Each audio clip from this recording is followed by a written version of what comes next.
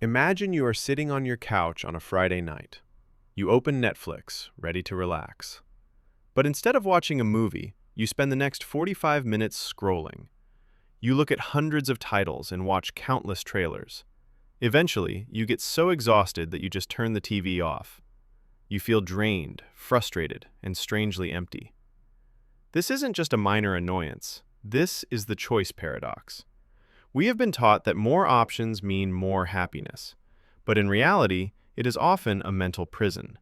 Psychology calls this the paradox of choice. It's the reason you're exhausted after a simple trip to the store, or why you can't commit to a career path. Today, we are looking at how infinite options are destroying your mental peace, and how you can finally break free. To understand why your brain shuts down, we have to look at a famous study by psychologist Sheena Iyengar. Researchers set up a display of gourmet jams.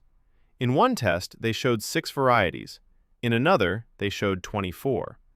While the 24-jar display attracted more crowds, the 6-jar display resulted in 10 times more actual purchases. When faced with too much, our brains experience analysis paralysis. The mental cost of comparing every option becomes higher than the pleasure of the choice itself. You end up choosing nothing, just to end the internal debate. But the problem goes deeper. Every choice you make comes with a hidden weight: opportunity cost. When you have 2 options, picking one is easy, but when you have 100, picking one means you are losing 99 other potential futures. You aren't just eating a sandwich, you are mourning the 99 sandwiches you rejected. This creates a constant state of regret. In psychology, there are 2 types of people: maximizers and satisficers. Maximizers need to be certain that every decision is the absolute best. They spend hours researching the best toaster, the best hotel, or the best career move. Satisficers, however, have a set of internal criteria.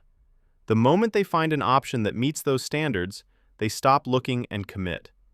Research shows that while maximizers often achieve better objective results, like a higher-paying job, they are consistently less happy and more prone to the comparison trap than satisficers. They are chasing a perfection that does not exist. This is the difference between internal validation and external validation. In the digital age, this is amplified. Think about dating apps.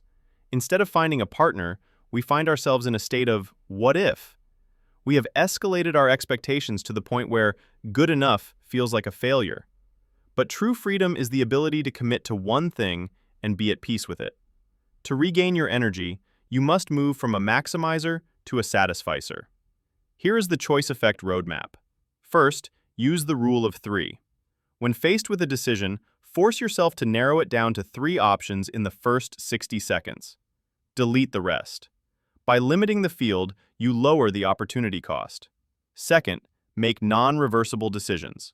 Psychology shows we are happier with choices when we cannot change our minds. When a decision is final, our brains trigger a psychological immune system that helps us find reasons to love the choice we made. Avoid the return policy mindset. Commit and move forward. Finally, practice the 70% rule. If an option is 70% of what you wanted, take it. The extra 30% of perfection isn't worth the 100% of stress it takes to find it. If you have felt this choice fatigue, you are not alone. It is a byproduct of a world designed to keep you scrolling. But by setting internal standards, you can find the freedom you've been looking for. Tell me in the comments, are you a maximizer or a satisficer? I read every single one. And if you are ready to stop letting your choices control you, hit subscribe to join our community. Let's master the choice effect together.